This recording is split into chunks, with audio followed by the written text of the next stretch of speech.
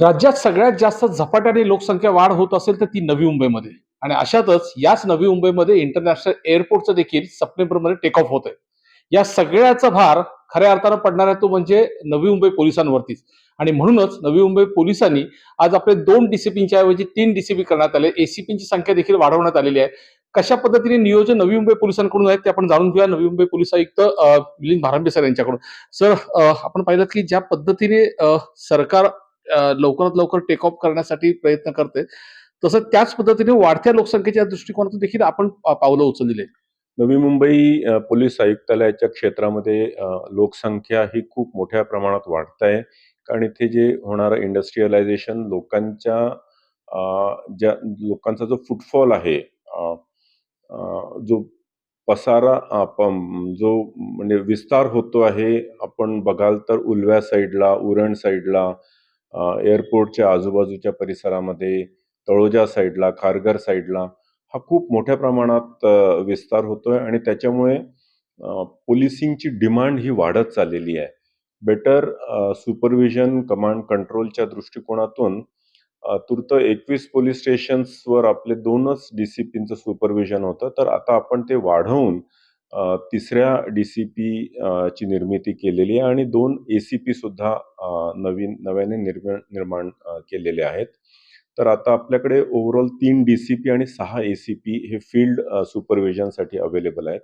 I am sure जे वाढती demand आहे ह्याच्यासाठी हे supervision will bring better quality of policing.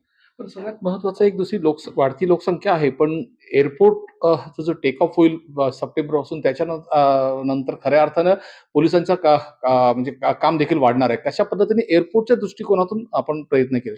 Navi Mumbai हे इंटरनॅशनल एअरपोर्ट असल्यामुळे ह्या ठिकाणी ऑलरेडी 285 अधिकारी कर्मचाऱ्यांची पदं ही शासनाने नुकतीच मंजूर केलेली आहेत आणि एअरपोर्ट पोलीस स्टेशनसाठी 218 पदं आणि एअरपोर्ट पोलीस स्टेशनच्या सभोवतालच्या ट्रॅफिक मॅनेजमेंटसाठी 177 पदं ह्यांचे प्रस्ताव सुद्धा शासनाच्या विचाराधीन आहेत ॲडव्हान्स स्टेजला.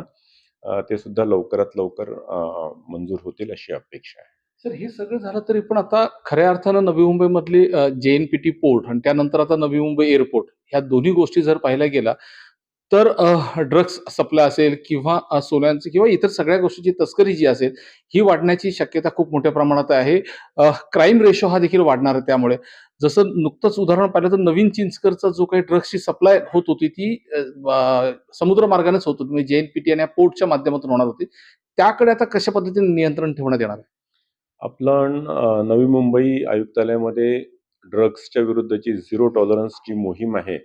त्या अंतर्गत आपण बघतो की गेल्या 2.5 वर्षामध्ये आपण खूप मोठ्या प्रमाणात रेड्स केलेल्या आहेत. मोठ्या प्रमाणात ड्रग पेडलर्स आणि सप्लायर्सची धरपकड केलेली आहे. समूळ नाश करण्याच्या दृष्टिकोनातून आपली पावलं राहिलेली आहेत. ही एक कंटिन्युअस प्रोसेस आहे आणि आपल्याला ही जद्दोजहद ही सातत्याने आपल्याला करत राहावी लागणार आहे. We will have to be on our toes all the time. आणि त्यासाठी नवी मुंबई पोलीस हे कटिबद्ध आहे. धन्यवाद सर. विनय म्हात्रे, न्यूज 18 लोकमत, नवी मुंबई.